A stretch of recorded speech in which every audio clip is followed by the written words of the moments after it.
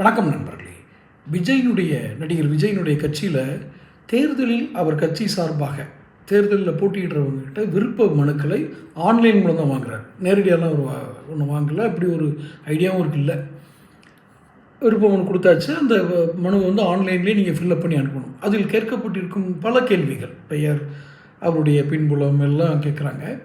அதில் ஒரு மிக முக்கியமான ஒரு கேள்வி என்ன இருக்குன்னா, நீங்கள் விருப்பப்படும் தொகுதி, நீங்கள் தேர்தலில் போட்டியிட விரும்பும் தொகுதியில் நீங்கள் வெற்றி பெறுவதற்கான வாய்ப்புகள் எந்த அளவுக்கு இருந்ததுன்னா, எப்படி வெற்றி பெறுவீங்க, நீ எப்படி ஜெயிப்ப, அவ்வளோதான்.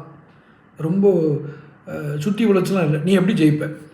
இப்போ இருக்க காலங்களில் தேர்தலில் ஒருத்தர் ஜெயிக்கணும்னா, ஐயா எனக்கு செலவழிக்கிற தகுதி இருக்குன்னு சொல்லணும், அல்லது என் சாதியை சேர்ந்தவங்க இவ்வளோ பேர் இருக்காங்கன்னு சொல்லணும், அல்லது நான் சேரிட்டபிள் ட்ரஸ்ட் வச்சு நடத்தி இவ்வளோ உதவி செஞ்சுருக்கேன்னு சொல்லணும், அல்ல என்கிட்ட பணம் இருக்குது நான் கொடுத்து வாக்குகளை வாங்கிடுவேன்னு சொல்லணும். இதை தவிர வேறு எதாவது இருக்கா? இந்த சேரிட்டபிள் ட்ரஸ்ட் வச்சுருக்கேன், எல்லாத்துக்கும் நன்மை செஞ்சேன், நான் நிறைய உதவிகள் செஞ்சுருக்கேன், அதனால் எல்லோரும் வாக்களிப்பாங்கன்னு சொன்னால் முதல்ல ஒத்துக்கிடுவாங்க.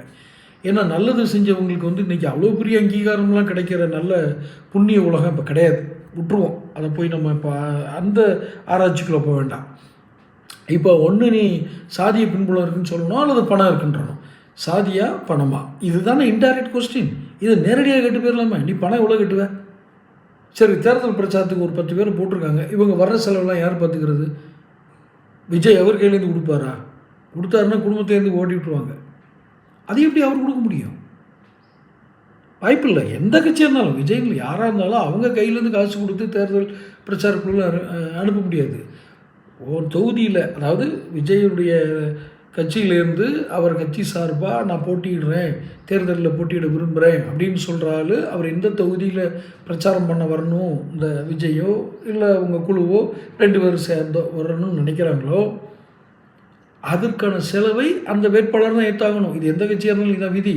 அப்போ அவ்வளோ பணக்காரர்களாக விஜயினுடைய கட்சி ரசிகர்கள் இருப்பாங்களா?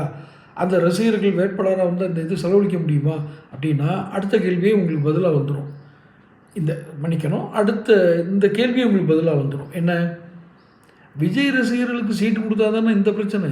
பணம் இருக்கவனுக்கும் ஜாதிக்காரனுக்கும் கொடுத்தாச்சுன்னா அவன் பார்த்துக்குவான்ல. அப்புறம் இவர் தான் திராவிட கட்சிக்கு மாற்றா, கொள்கை எதிரி, அரசியல் எதிரி, வெங்காய எதிரி, வெண்டைக்காய் எதிரி, எல்லாத்தையும் சொல்லிட்டு போக வேண்டியதான். கோபம் வருது, வேற ஒன்றும் இல்லை.